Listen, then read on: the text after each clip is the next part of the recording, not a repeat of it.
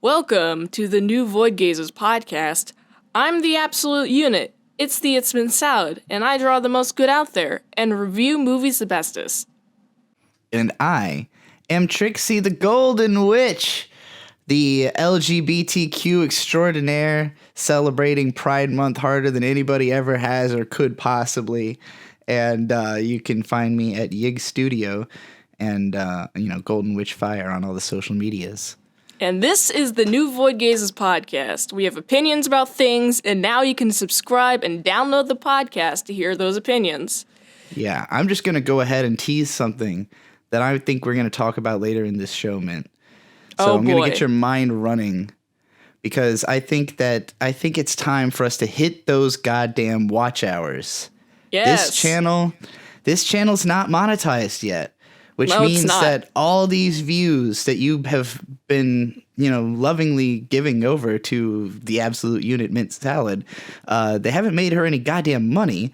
But yeah, I'm very charitable. But that doesn't mean that they haven't been powerful, because we need every single minute of that watch time to get monetized. It takes 4,000 watch hours, which is a lot, to get monetized. Did it used to take 4,000 in the past? When I got monetized, it didn't take anything. You could just turn it on. Oh.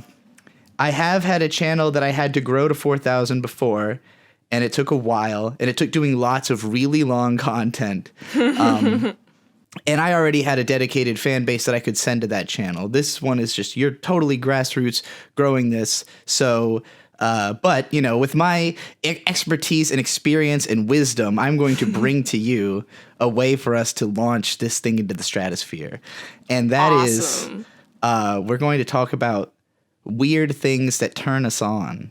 Oh, yeah. All right. And I need that to be the title of the podcast of this episode so that people click on it. But in order to get those watch minutes, we are going to not talk about that until later on. But we are going to talk about, first, the new Voidgazers podcast has a voicemail. Yes. You got to call it. Call at 202-681-8643 or 202-681-VOID. Void. Please call. Void. We'd like to hear your opinions on things and such. And yeah. Also, Trixie, how is your week? My week has been pretty good. Good. I've been really inspired since hanging out with you, Mint, honestly, because I went to you guys' house midway through last month, and the ASE Presents studio was really impressive, and it was a lot of fun to spend time there. We had a ton of creative energy going. Vizier and I produced I rapped tons and tons of stuff. He produced my rapping, guided me through, getting me in the right emotional state for bars, getting me to experiment with my flow and try different shit that I've never tried before. It's always impressive just watching y'all rap. Because I was rapping last night with some bars that Riley wrote me. And I'm like mush mouthing through it the entire time. It's like, this looks harder. This looks easier than it takes an amount of practice, and I just happen to I grew up challenging myself to do those things a lot, because particularly Eminem and Linkin Park are the two I remember as being like challenges in different ways. Because Linkin Park, it was breath control, where they'll do these really long segments that I didn't know as a kid. They're not just performing that through; they're just taking two. Granted, there are sometimes Chester has these like really long belts, and his breath control is insane. So no question, breath he's control a god. Is very important. How many clicks can you hold your breath to? My max is 20 clicks, pretty slow. I don't know what that is. Just clicks? If you're going at it like a metronome, there's a breathing exercise that I did in drum corps where you inhale for 20 clicks, like on the metronome, and metronome is usually going like 80 beats per minute, and then you exhale for 20. But you build it up. You start with 4, then 6, then 10, then whatever. But you also do the 4, then 2, then 1, then half. So it's like right. you have to like inhale as much as you can while doing that. And you get super lightheaded, but it's great for breath control. I have never done that specific thing. I did Taekwondo, which I think you also did, right? Yeah. Yeah. How long did you do Taekwondo for? I got up to green belt. Cool. So not that long, but it was my dad and my 2 younger brothers and I, we all did it together for a little while. But yeah, they taught the, long breathing and everything like that. But I've always just, I guess, been fixated on breathing and breath control, and especially to get through something like forfeit the game before somebody else takes you out of the frame and puts your name to shame, cover up your face. You can't run the race. The pace is too fast. You just won't last. Forfeit the game before somebody else takes you out of the frame, because I wouldn't think that they were just cutting 2 bars together and not just having him rap it twice all in a row in one breath. Why would I think something like that? I'm just a 12-year-old, but how long can I go without taking a breath? I don't know. I'm just going to find out by continuing to ramble as long as I possibly can until the wind goes out of my lungs and I sound like a balloon that's losing all of its air. Okay, that's about how. Good job. You did a good job there. Thank you. Man. The only person who's ever beat me at holding their breath underwater was 3 times my size. How long can you hold your breath underwater? At least a minute. At least a minute? I can Oh hold my my goodness. I just cannot do float. a minute.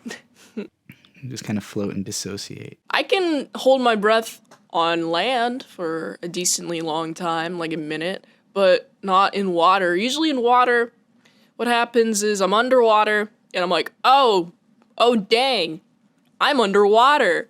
And there's no chance for me to ever get air if I don't go above water, obviously. But it's also like, there's a specific way to breathe underwater, or at least exhale underwater, where you get like the most amount of just air. You gotta breathe out through your mouth and very slow but steady, so your lungs are doing something, so you don't feel like you're dying, and if you're just like leaving all that oxygen within your soul.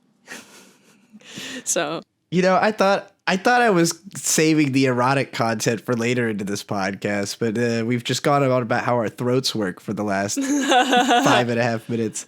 It's more lungs. Lung control is very important.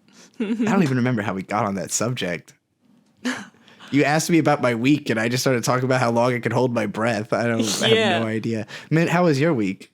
My week has been pretty good. I've been working on movie reviews constantly, watching movies. I'm finally done with the MCU, so Holy now shit. I'm up to reviewing movies that are now on my $20 tier requests.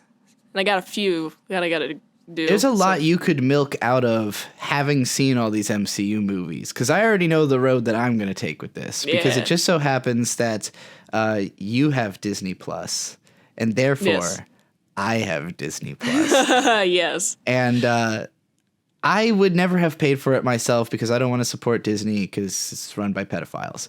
But it comes with our Hulu, so that's good. It's like $2.99 with Hulu.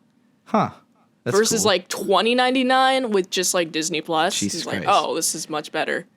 But I understand why the service is crushing, why it's doing better than Netflix, because like it's just all these fucking massive productions, and like the more I've come to appreciate like how filmmaking works, the more I really like just like in awe of the talents that are on display in these movies. Yeah. Even when they don't totally come together, it's still just like, wow, there's so much good stuff in there in spite of this or that, There's so many moving parts to a production. Yes. Just every time I'm looking at a film, all I can think about is like how they're cutting it together. Yeah. And, like, especially just watching the editing and the character performances and the set pieces. It's like, oh, this is incredibly impressive. Even if it's a bad movie, you still have to wrangle like a bunch of people to do one thing, which is more difficult than ever since more people are lazy now, it seems. But it's great just watching a truly good film, because it's like there's so much hard work that comes in making a movie, especially the visual animators. Man, the visual effects are always great. Like, I have no complaints when it comes to the Marvel movies with their visuals team. They have so many visual artists.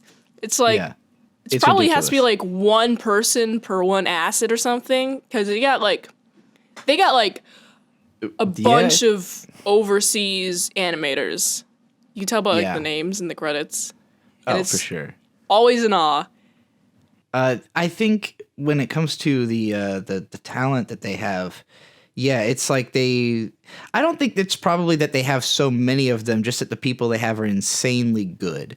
Like, it's hard for, I think, most of us to actually appreciate the gap in talent between the people who are really like the best at what they do and literally anybody else. Like, even if you're like really great, like the gap between you and somebody who's incredible is just going to be apparent relatively quick, because that's why those people are going to rise up so quickly and be the ones working for Disney. Like, they're going to find the very fucking best people at doing those parts of the job, you know? And I think there's a lot to criticize about the movies in all kinds of different angles, but it's interesting because each one is different in what I would criticize about it. All these movies take a lot of passion, and even like with the bad stuff, like bad writing or whatever, or not like bad, but like wonky, weird writing, then it's just like, okay, well, this is passion.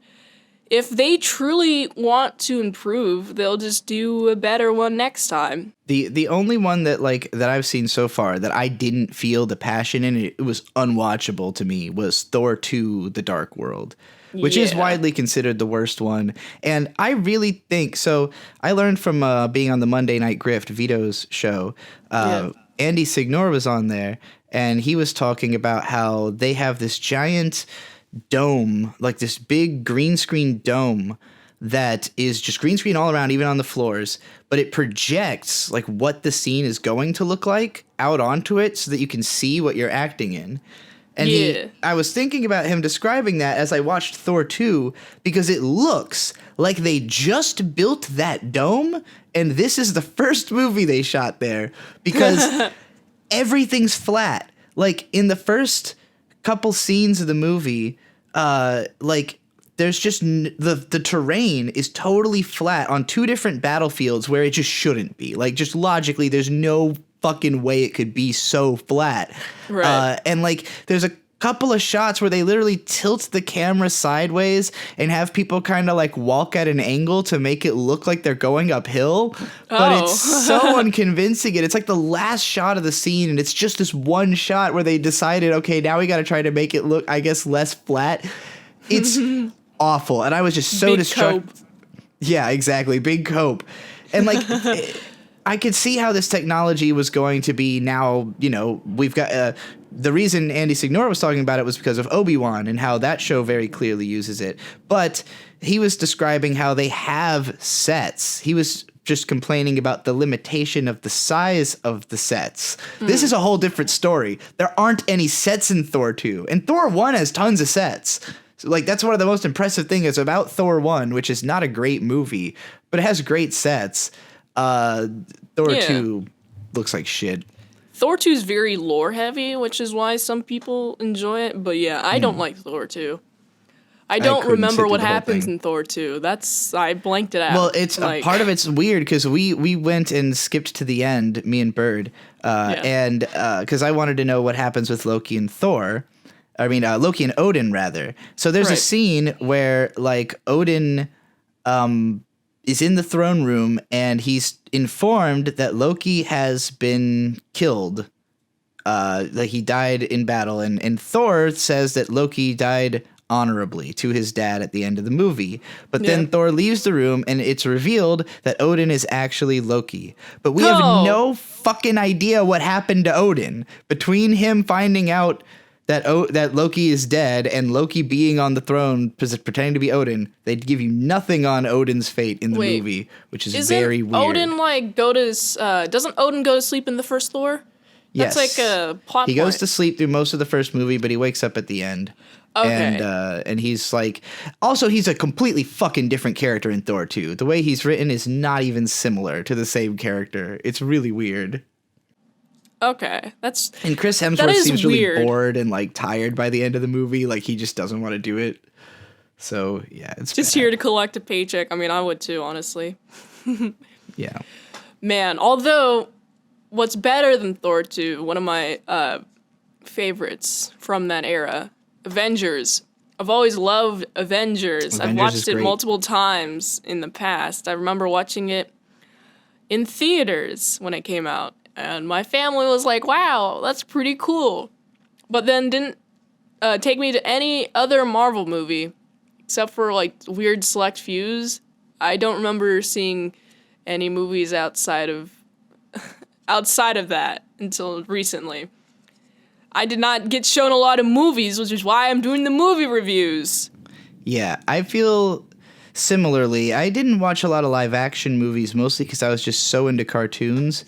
And like, I think it's just an autism thing for me. Like, I didn't know. There's too much information in movies. Like, watching facial expressions and everything, like, and it's like it was too engaging, and I have like really strong emotional reactions to shit. So like if I see somebody get shot in a movie, even if I don't know who the fuck it is, I'm gonna feel like I just watched somebody get shot, you know? Right. And like that always freaked me out as a kid. And so like movies are just like too emotionally involving, too much.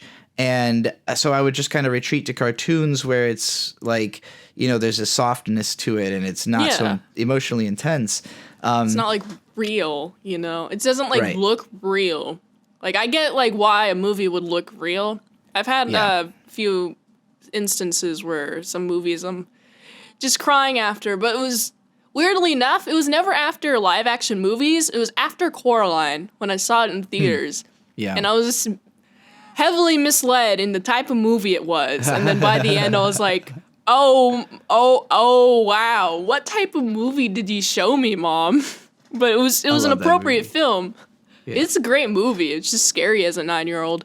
Yeah, I was a little older when I saw it. I've always struggled with like being afraid of getting immersed in a movie because it is like an emotionally raw experience and it can be traumatizing. Like, you know, and a lot of people kind of seek that. Like people have that thrill-seeking mentality of like, well, the fact that it's memorable and sticks in my mind is like what's cool about it. And I guess I kind of appreciate that more now. Yeah, like, I get that. As a kid, like I hated roller coasters. I hated any of those kind of like really negative experiences because you hated roller coasters? Roller coasters are awesome. I see why you would hate them though. They are terrifying. I get the stomach like my stomach like tightens up into a fucking fist when I'm on a roller coaster and it just hurts. And but yeah, the first time I wrote a really scary one, I was just like in tears for a while afterwards. And to me, that was taken as like, oh, that was horrible. I'll never do that again. Whereas, you know, everyone else was like, well, the fact that it's so terrifying is what makes it fun and exciting. And now that I'm looking back on it, it's like, well, I can still remember what it felt like to be on that fucking roller coaster, which is kind of cool, you know? Like, it's cool that I have that memory. I probably would enjoy having more memories like that, even if they were kind of traumatizing. And so like that's why I'm trying to get right now specifically into horror media more so because I've always been like really afraid of it. And there's I love psychological horror. I love psychological stories because that's a realm I understand and I am you know, I'm well versed in introspection and that kind of shit. It's like the more like immediate abrasive like slasher fucking like you know, violent horror that actually gets to me where I'm like, oh god, you know, I'm gonna remember having seen that dude's head explode forever, you know. Man, I haven't seen a lot of horror either. My brother growing up used to watch a lot of it, so I'd get the residual, watched it, meaning I'd listen to the audio and kind of glance at what he's watching from time to time. It was like a lot of like thriller stuff, honestly. I really just want to watch a lot of horror movies. I just want to watch all the horror movies to see what they're like. And I don't really have a preference right now because I haven't seen enough, but I did like Friday the 13th. That was an excellent movie. Like, highly regard. someone in your comments recommended that you watch the Evil Dead movies, and I think you would really enjoy those. I haven't actually seen them either, so if you watch them, I will too. But alrighty. But like they're Sam Raimi's movies, so they're very similar to particularly the way that the zombie version of Doctor Strange is done at the end of the movie is made to look like the main character from Evil Dead. Like, okay. So that aesthetic is the general aesthetic of those movies, but it's like schlock horror gore kind of stuff where, you know, he's going around with a shotgun and a chainsaw and like killing zombies and shit. So yeah, I'll definitely check that out then. And it's got claymation segments and stuff and like a lot of stop motion animation for the monsters and shit. You know what's interesting? When growing up, I was never a big fan of claymation just because of the style. Mm-hmm. And it was always surreal, and I got scared of it. Yeah, 90s claymation was really creepy. Like, it was definitely a trend when I was growing up that there was a lot of this, like, weird, gross, and kind of creepy animation, especially from clay stuff. A lot of it was related to, like, there was the Clay Fighter games, there was Skull Monkeys, and I think there was an Earthworm Jim game that was done in claymation. There was a lot of like weird stuff coming out around then that was along the lines of like Ren and Stimpy. The 90s was a period of gross out humor. Like the stuff aimed at little boys and weird people was all about being like just weird and gross and disturbing. And it kind of reached an apex, I think, with like Cow and Chicken in the late 90s. That was like the weirdest thing that was on Cartoon Network until they finally made Adult Swim. And then all of that undercurrent of bizarre shit that was going on in cartoons finally just became explicit. It no longer needed to be, an undercurrent that was in weird kids shows. Now it was like, we could just make shows for adults, Yeah, I never watched much Robot Chicken. I've heard of a lot about it from a friend who used to. I was never allowed to watch Robot Chicken growing up. Robot Chicken is reverse Russian roulette. It's fucking 5 bullets in the gun and 1 click. Like, and the bullets are bad jokes is what I mean to say. Like, yeah, okay. you only laugh 1 out of every 6 jokes in Robot Chicken. Okay, that makes sense. But is it like consecutive jokes? Just like back to back to back? It is, so it's like a game of chance? Yeah, it's literally like nothing's long. Well, sometimes there's segments that are like a minute long, but that would be like a long skit on Robot Chicken. Most of them are like less than 5 seconds. It's like Vines. It's like a Vine collection of dumb references to shit from the 80s. Huh. Well, Vine before it was popular, I guess. So, yeah, with regards to the Marvel movies, like, what is your favorite one? Doctor Strange, the first one. The first one. Interesting. Yeah. I really like the introduction of Doctor Strange as a character. Mm-hmm. He's one of my favorite characters, and just the visuals in that movie are awesome. So trippy. You got the mirror dimension. You got a bunch of other stuff going on. Oh man! Speaking of visuals in No Way Home are also great, but I wish they did that more. But they did it a lot in Doctor Strange, which is why I like it so much. It's like so you pretty particularly much like movie. the kaleidoscope visuals. Yeah. See, I was glad they didn't do that in Multiverse of Madness just because I was like, okay, they already did it twice. I don't need to see it again. Yeah. And like, I like that style, but Multiverse of Madness for me had just certain shots that were just fucking like iconic. Particularly the one with the big staircase going up with the moon behind it and fucking. So that one was more aesthetically to my palate just because it was more weird more of the time. But I do get how you would like the other one more if that one specific technique is like your favorite thing. Yeah, man. Just each character getting introduced, it's like, oh, is this my new favorite character? I'm definitely in tie with Doctor Strange and Wanda/Scarlet Witch. Their character motivations I love. Doctor Strange, you can see him turning from like an arrogant guy who's like so full of himself that he's like the best surgeon to some guy who's like humbled. He has to defend the universe. Yeah. And also Scarlet Witch, she's just had like a bad lot in life. And she's coping so hard. She's trying to find her children. The children don't exist, so she's going to different multiverses and killing a bunch of people for it. It's great. I would agree Scarlet Witch is my favorite character. I loved WandaVision. I loved her in the sequel, Doctor Strange and the Multiverse of Madness, which made up for the ending of the show sucking, in my opinion. Right. Aside Wait, you said from what her, show was bad?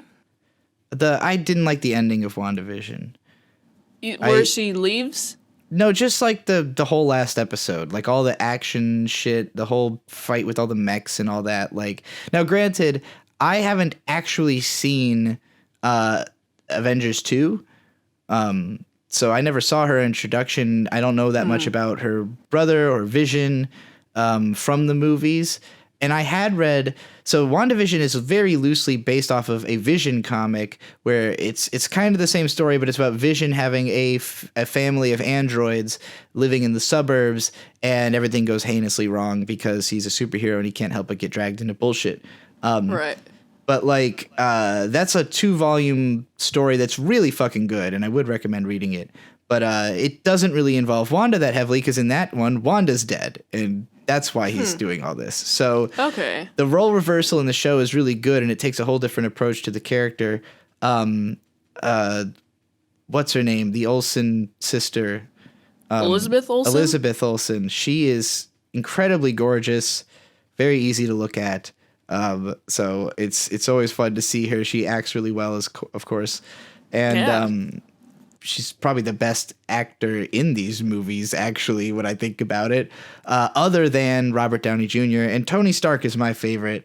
Inevitably, Chris Evans. I'm inevitable. I'm Tony Stark. Chris Evans is where it's at. I feel like he's the best actor because he's in so many different types of movies. He is really good. I mean, I guess everybody is in different types of movies. I'm a big Robert Downey Jr. fan, because not just because of Iron Man 1, which I just rewatched like last night, is probably my favorite of the MCU movies on revisit. I just think it's fucking perfect. Like, it's really tightly constructed. It's a great character study. It's great at setting off the events of the MCU and being like the beginning of what I really think all of this is, the Avengers project, the Avengers initiative as a film franchise, is to avenge culture in film. It's to take like everything bad in the 21st century or the 20th century and try to avenge it. And it starts with the war in Iraq and Harvey Weinstein, which are the two things that would have been most relatable to the film's creator. God damn it. And also just relevant at that time when it came out. Like, I think the Weinstein thing hadn't even broke yet. No, really? Weinstein was not even known. I wouldn't have made this connection until now, because like when I watched this movie when it first came out, I didn't really understand the portrayal Jeff Burgess was doing, or I said Jeff Burgess. Jeff Bridges. Jeff Burgess is a great musician I'm friends with. Jeff Bridges gives a phenomenal performance that when I watched it now, I was like, oh my God, he's just Harvey Weinstein. Like, this is how Harvey Weinstein acts. And I didn't know that at the time because I hadn't seen a bunch of fucking footage of him because he hadn't become a public figure. He had just been a name on credits of movies.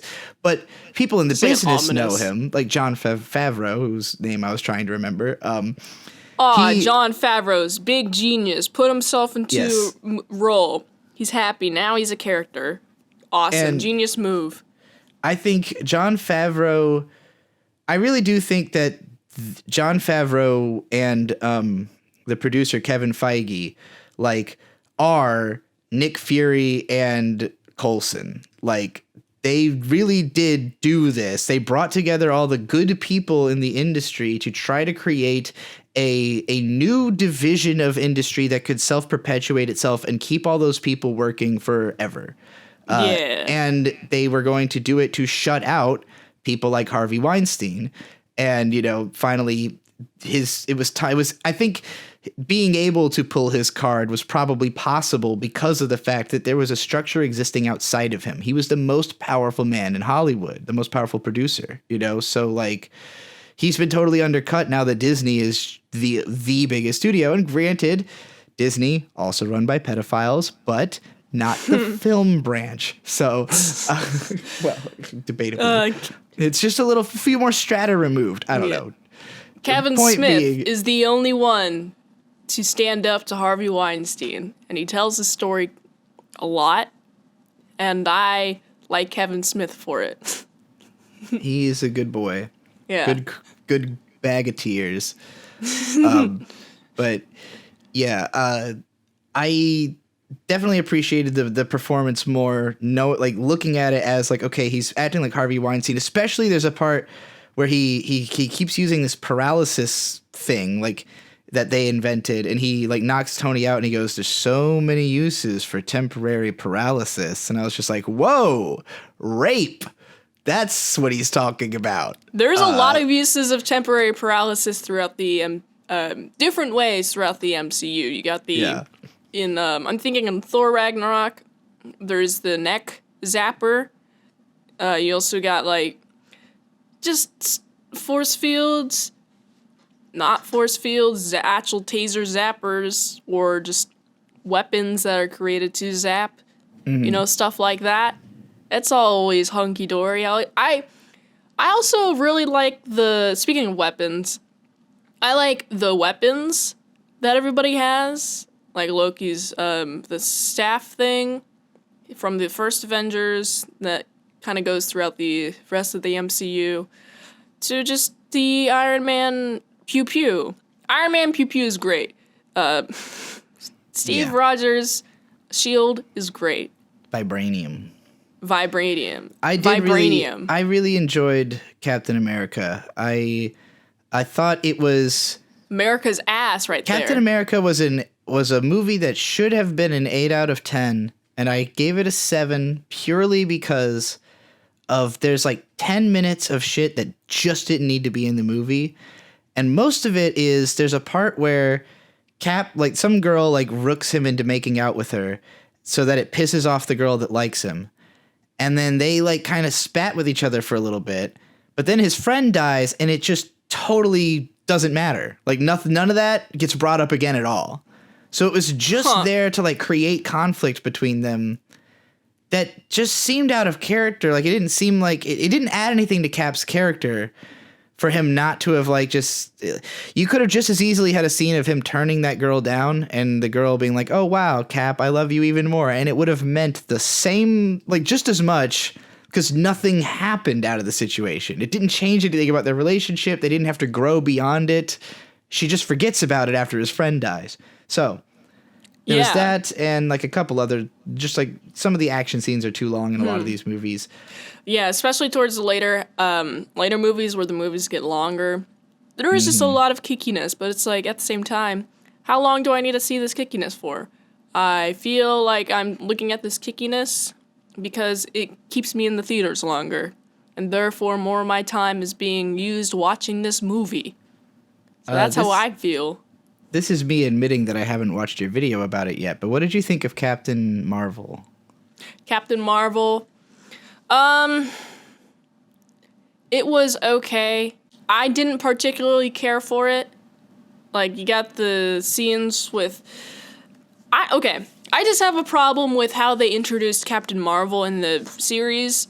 She's introduced first, like, I believe in Endgame, or a movie before that. I can't quite remember. No, but she's introduced in Captain Marvel, and then she shows up in Endgame. Oh, yeah, that's right. Oh, no. So, in the end of Infinity War, the only thing that we see of her is this pager that Nick Fury has that he activates. Like, it's a post-credit scene. Yeah, and the signal goes out at the end of Captain Marvel to signify that she has come back in the present.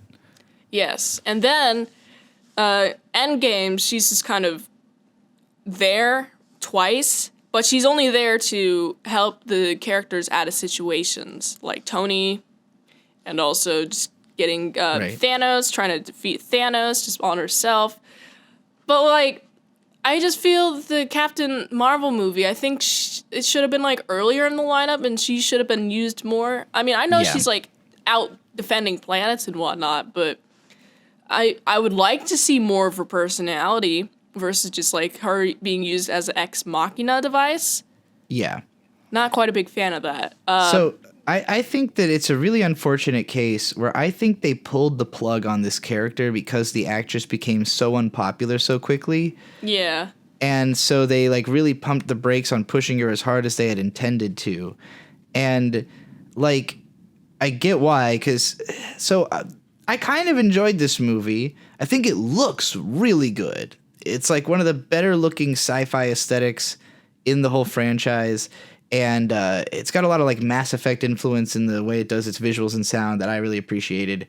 And or maybe it's not directly influenced by that, but it felt similar. Let me think for a second.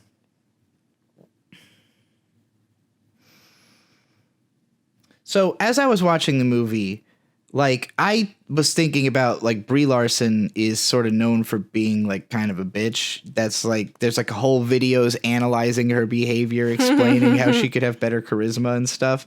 Charisma on command. I've seen that. And I appreciate that is part of why I think they cast her. That like the character herself is kind of a bitch. She's like. And that's the whole movie. So for me, as somebody who grew up in the early 90s listening to grunge music, particularly with chick singers that stood out to me, I knew all the fucking songs in this movie because they're all about being a 90s grunge chick.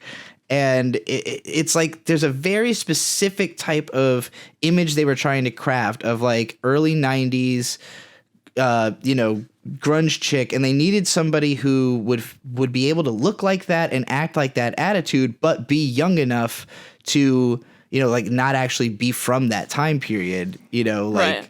So I think that they should have maybe shown her more stuff from the 90s so that she could get into that side of the character better.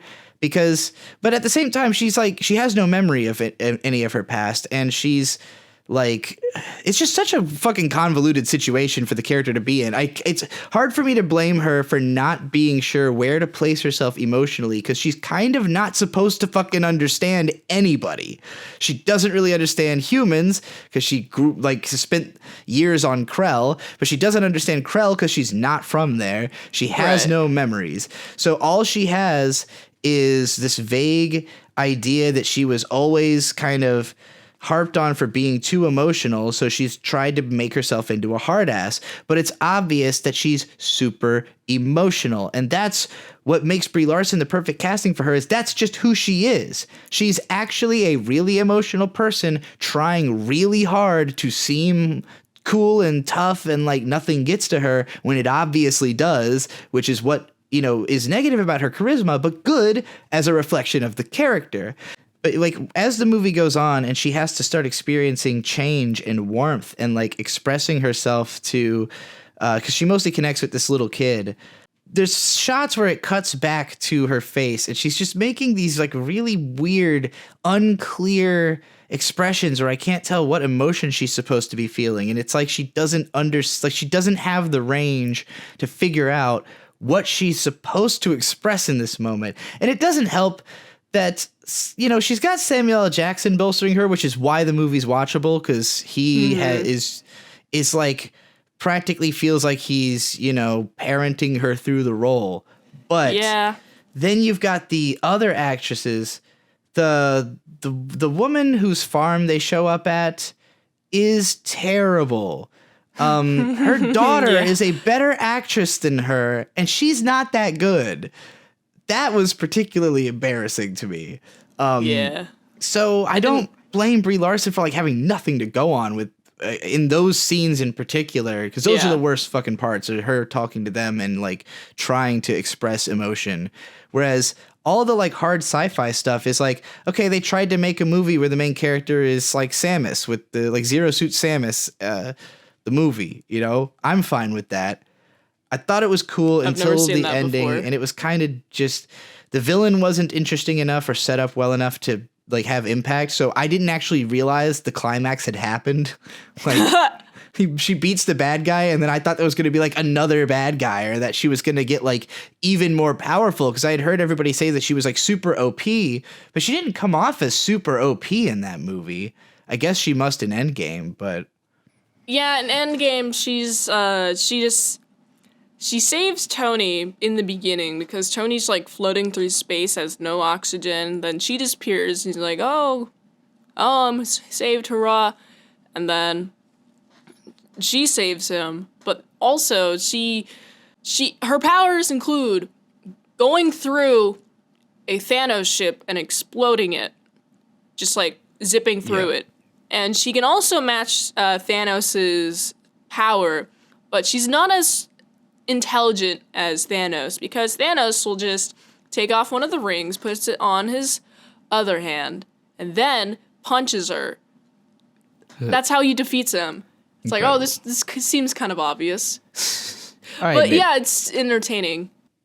I've talked enough about Marvel movies. Me I think too. it's time for us to move on to the real subject of this video that everyone's been waiting for because it was in the title and we teased it at the beginning, which is weird things that turn us on. This is from the anime Lucky Star. And it is a scene, because this is a podcast, I will describe it to the audience that doesn't have a video in front of them. If you've seen Lucky Star, the characters are Konata and Miyuki. Konata, the blue-haired girl, is standing over a desk holding an eyedropper. And Miyuki is laying down on the desk looking up. And Konata is trying to drop the droplets into her eye, but she keeps reflexively closing her eyes at the last second. So Konata grabs her eyelid and forces it open and is holding it dramatically over her as she says, I'm sorry, I'm not doing this on purpose. And yeah, I got really turned on watching this scene. Just like forced eye opening. What a fetish. It's not just the forced eye, it's the whole, it's specifically that she can't help herself. Like, she wants for her to drop the thing in her eye. She just can't help but look away. And so she has to be forced, and is apologizing for the fact that she has to be forced while it's happening. I think it's all of that in combination. But I just watched this and I was like, this is fetish porn. But it's fetish porn for me. That's why I can recognize it. It's like every time somebody says, like, oh, this show, I was distracted by the fact that it has so much stuff for the feet fetishists. And I'm like, that means you're a foot fetishist. Like, nobody else is distracted by the sight of feet. Like, it's like me being distracted by the sight of tits. Exactly. I guess or most me people being distracted by the sight of tits. I guess if most people are distracted by the sight of tits if they're big enough, like, and like pronounced enough. Like, you don't necessarily have to be attracted to tits in order to be. You're saying that just the sheer size is just like you can't help but notice. Like, you can't. It's gravitational pull. The Yeah. gravitational pull. I have you making a fool out of yourself on the dance floor. You have certainly weaponized. How does it feel to be a celebritits? Is what I have to ask. Being a celebritits is. It's fun. It's quite empowering. I have to analyze the different. So, okay, if you go to the ASE Presents channel, you'll notice certain trends. You're already here, so after you watch this video, go to the ASE Presents channel open a new and do what she's tab saying. of the videos tab and just look at the recent reviews from Mint Salad, and you'll notice some correlations in thumbnails and view counts. But it's not just boobs equals views. It's specifically boobs and nipple. It's not even just, well, because the Shang-Chi one, Shang-Chi has the biggest. I don't think it's just the nipple. I think it's the separation that they are so far apart in this shot. Like, it's the way you're posing, because that really allows you to understand individually how big each of them are, as opposed to it just being like a set of big tits. It's like each big tit, you know? It's like, oh, which one's bigger than the other? And it's like you can very easily visualize like well, I guess I can practically see through this shirt, if I'm being honest. Also, the fact that it says impact on it really, really brings it home. Honestly, that is the part that sells it the most for me. Is like you got the pose, you got the tits, and then just impact. Like, yeah. Fuck Impact Star Rosa. That was a Taekwondo place that is in Covington, Washington. I've not heard of them since I left, but I hope they get free promotion with my t-shirt.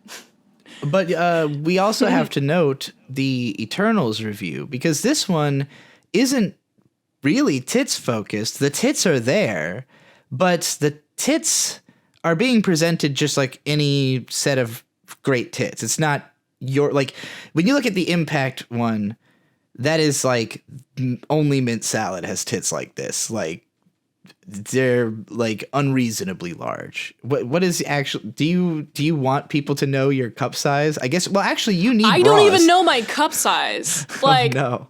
Just because I can't find any bras that are big enough. I'm guessing. I'm guessing based off of previous bra sizes. I've lowered and banned, and like, so therefore it's like, it's tricky, and also just the cup size that I have right now, it's just like, it's a sports bra, so it's going to be bigger than normal. So right. It's difficult. Like I really want to go to somebody. I can measure your tits if you need me to. How? How do you measure tits? You go over. Well, first of all, WikiHow, man. I mean, like, I've done it before, but it's like I don't believe myself. I could have done it wrong. Like I've gotten I've gotten answers that are like 34J. And it's like that's too big. I don't know if that's accurate. That can be. You have very large breasts, Mint. I mean, I just looking at the Shang-Chi image, like Shang-Chi. It's pronounced Shang-Chi. Shang-Chi. You are definitely beyond the pale of double D, which is what a lot of like people generically consider big tits double D. You got definitely beyond that. So definitely be at least bigger than a triple D.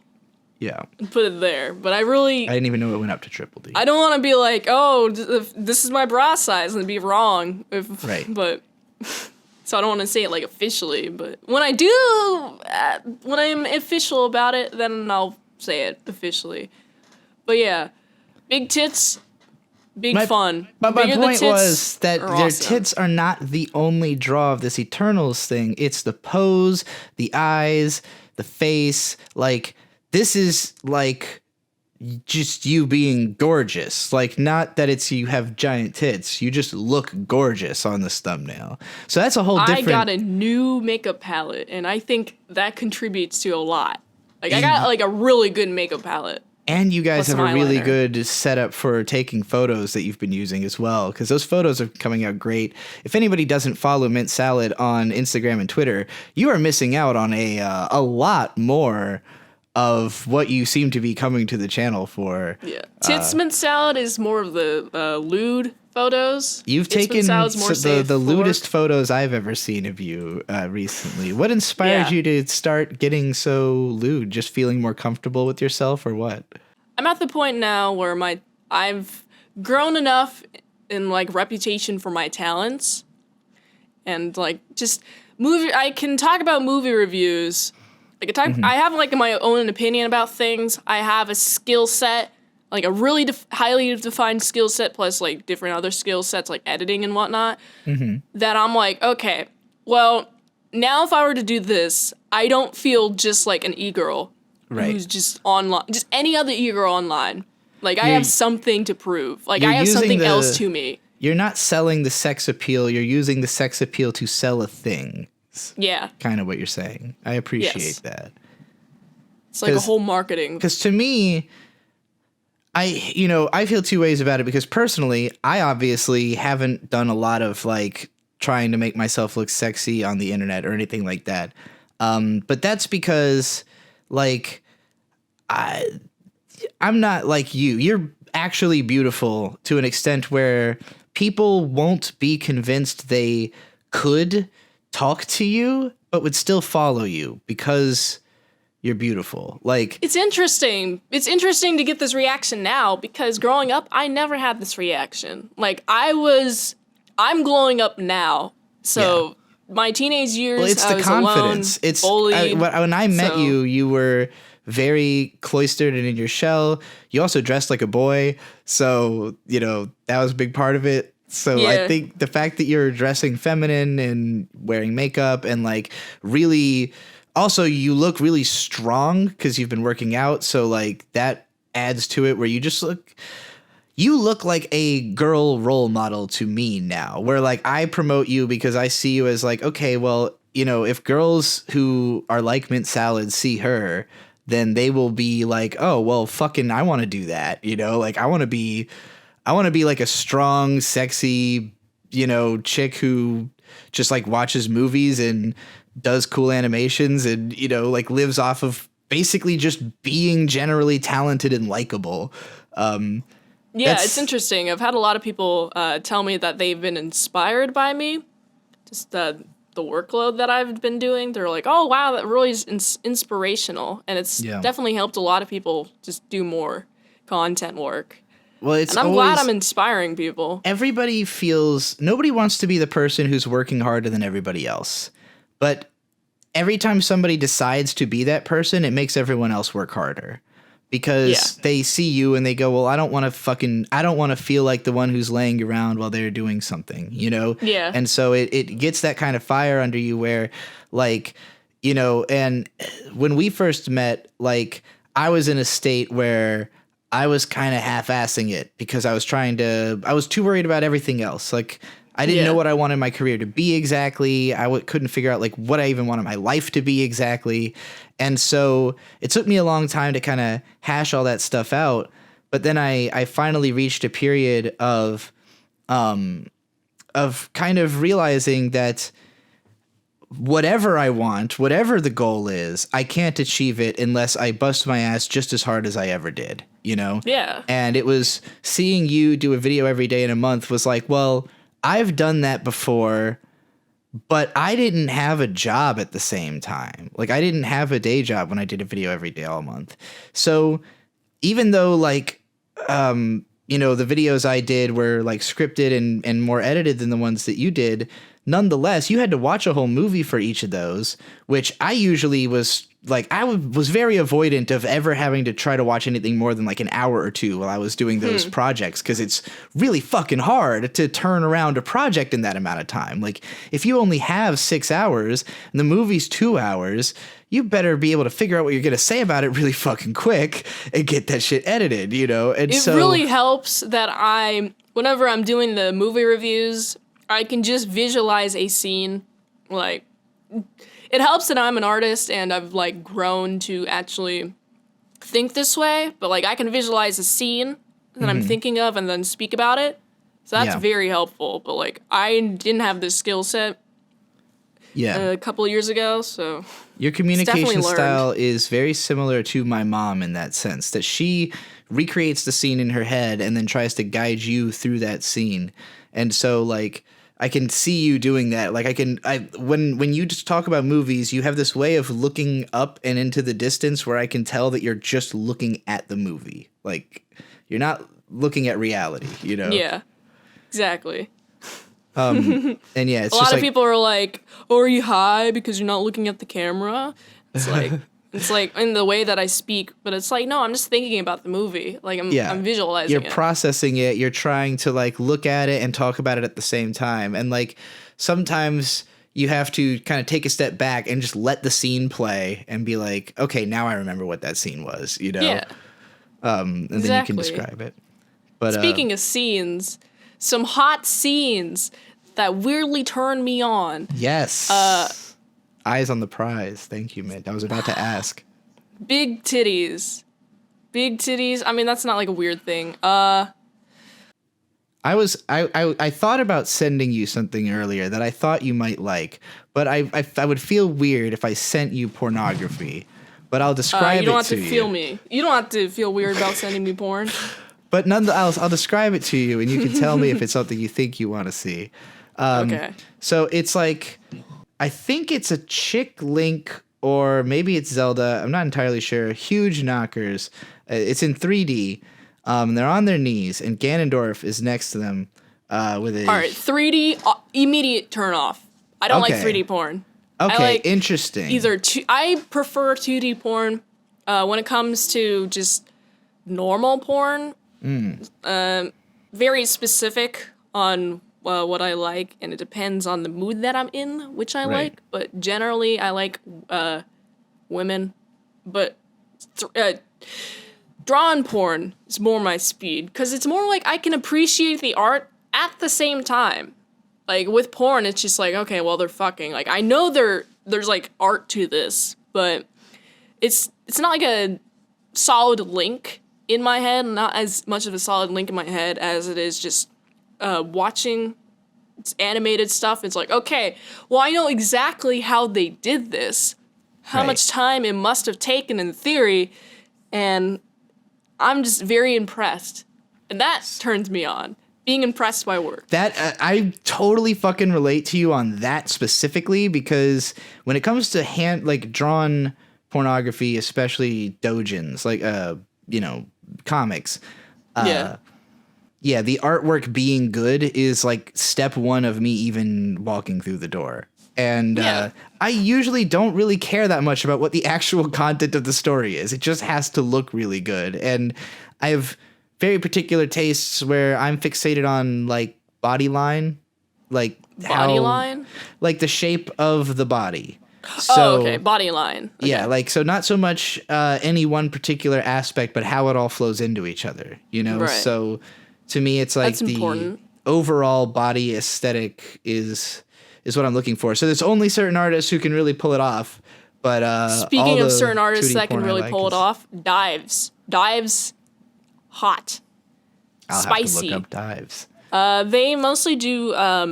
Well, I think they do a combination of real humans and furry stuff, but it's excellent animation, like top tier. Oh, there go my headphones. 1 second. Yeah, their animation is top tier, and because of it, it's like, wow, this is really hot. It's really the production value in the art that really makes or breaks something for me. I'm trying to find it. I'm on Newgrounds. Oh, okay. This art style is really cool. Yeah, I like that. Anyway, the one I was describing to you, 3D, so you might not like it at all, but maybe you'll actually. That's even better, because that means that the only thing you'll have to go on is my description, which means you'll fill in the gaps with your own imagination and make it hot for yourself. If you think this is conceptually hot at all. But, so it's Link Ul, I think, on her knees. She's got the elf ears, the big ass elf ears.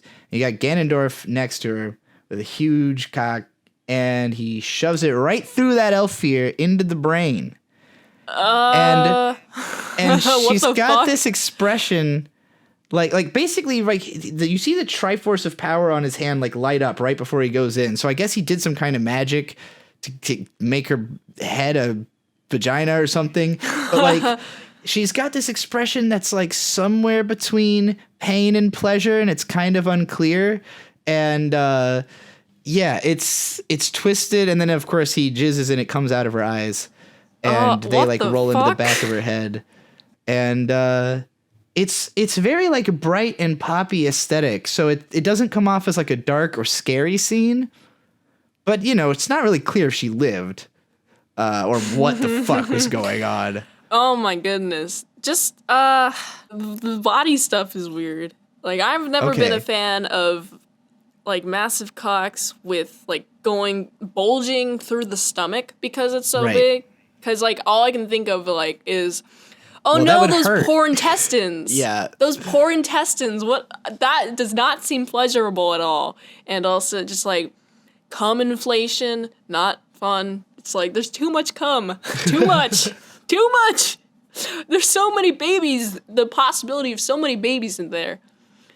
But it's, like, at the same time, you also got, like, like hot poses. Yeah. Big titted hot poses, small waist, big hips, you know, that stuff, great. Like, especially when it's like, all I can really think of is dives, but like, the animation that Dives does, just like perfect. Absolutely perfect. How small of Booba is too small?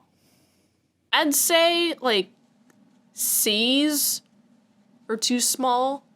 It really depends. It really depends on how the person is, though. It depends on what it looks like. If the person's small and they have C's, yeah, it might look a little bit bigger. But if this person's like gigantic, then no. Speaking of gigantic people, I don't like a lot of stomach fat. So I like big tits, small waist, that stuff. Or if you have massive titties and a little bit of stomach fat, that might also work too. Okay. How big is too big? Not. There is no limit. Okay. Are you sure? I am 100% sure. If each of them is the size of a bus, is that okay? Yes. 'Cause I've seen that. Okay, so you're okay with bus-sized tits. You've seen bus-sized tits? Yeah, where like they're just like laying on the ground, like just they're the size of buses. Is this an anime or real life? 2D, obviously. Okay, 2D. Oh, okay. With 2D, I'm thinking when you said that question, I was thinking like real life because you're asking me what size tits, and I was like, oh, just for like real people. But like in 2D, too big is when it devours the entire body, like that inflation stuff. I don't like. Too big is you can't see like the waist that much. I mean, you even if you can see it a little bit, it's pretty nice. But like just covered, it's comically big. Not much of a fan, but like realistically big, it's like, well, this could realistically be somebody. Like the biggest tits are like a J or Q or whatever, like some massive number. And she's held that record since the 90s, I think. But it's just, I would motorboat those titties. I'm really glad that you know about the world record holder, biggest titty person. You were truly an expert on the subject. I remember reading it when I was like 9. Incredible. It was like a World Guinness book in like 2009. And it's like, open it up, big tits. And I'm like, oh, dang. How crazy is that? Anyway, well, I find it particularly interesting to talk to you about specifically the tits because I've always been fixated on the opposite end of like anything above a C is too big, and there is no limit on how small they can be. Okay, but I get you. But that's also because I think I just being bisexual am largely attracted to androgyny, to the midpoint. And like, I'm attracted to people who act more masculine, who are like androgynous but act masculine. So like, for example, from this show, Lucky Star, where the eyedropper is, which I don't know when this episode's coming out, but it'll either be right before or right after I do Lucky Star Anime Alphabet on the 4th. So the character Kagami from Lucky Star is like, she's kind of I won't say like mean, but like her thing is that she's the Tsukomi. So like in Japanese comedy, there's a straight man, funny man gimmick. So she's the straight man. So like she likes to bust people's balls basically. And she dresses kind of like a guy. So I always considered her like my number one, like this is the character I find the most attractive in anime. Not because they're like, you know, hot or sexy or whatever. Just like, this is the personality I'm looking for. Is like, you know, either a girl who doesn't act like a girl at all, or a guy who, you know, like doesn't necessarily have that macho element. Like, I just can't stand the macho element from guys. Like, guys who put a lot of emphasis on the fact that they are a guy, you know? Yeah. So I appreciate, like, obviously my husband Bird is a pretty masculine dude in that he's like a big guy. He's like, you know, his interests are like hiking and grilling, and that's basically it. Hiking, grilling, and playing video games. So not a very feminine person, but also like very much rejects that machismo, that macho attitude, and is open and empathetic to all kinds of different perspectives in a way that a lot of guys just aren't, And so that element of, he's also got long hair and, kind of wears, I won't say effeminate clothes. Some of them are literally women's clothes, but they're not effeminate women's clothes, So, right. I mean, yeah, there's just. So it's just all around like that kind of categorical androgyny, but with a leaning towards a masculine personality. More masculine than mine, basically, which I already, as a trans woman, even among trans women, I am like as surly as they get. I'm like the most tomboyish person who still identifies as a trans woman. And so for me to want someone to be androgynous but still significantly more masculine than me is like a very particular niche that only Bird really fills, Well, yeah, I get that same thing with Riley, because I like the beard. Like, I like beards. And it really goes down to the personality, though. Because, like, if you're beard, okay, cool. But if you're, like, confident, you know what you're doing, like Riley does, then it's just, like, awesome. It's hot. That walk in the room and be like, I own this shit kind of energy. Exactly. Well, I think we've officially exhausted our audience. Yeah. Because none of them are they're all either long spent or like, why are you doing this to me? I just want to go jack off. So let's get to our voicemail section. We don't got any voicemails today, so if you want to call, you better call quickly, because I want so many voicemails. The number is 202-681-8643 or 202-681-VOID. We will bring your voicemail on the show, and we will comment on it and talk about it. So call in. Do it. Do it now. What's keeping you waiting? Do it. Do it. Do it. Anything else you want to plug, Mint? What's the next? Well, I guess the next movie review will already have been out, but a few I got in mind. We're gonna be at Too Many Games. If you're gonna be at Too Many Games, say hi to us. It's in Pennsylvania. June 24th to June 26th, we will be in Too Many Games. So I'm going to be interviewing people for videos and stuff. So if you want to end up in a Yig Studio video or an ASE Presents video and you're at Too Many Games, make sure you find us. Yes. This has been the new Voidgazers podcast. See y'all later. Yeah.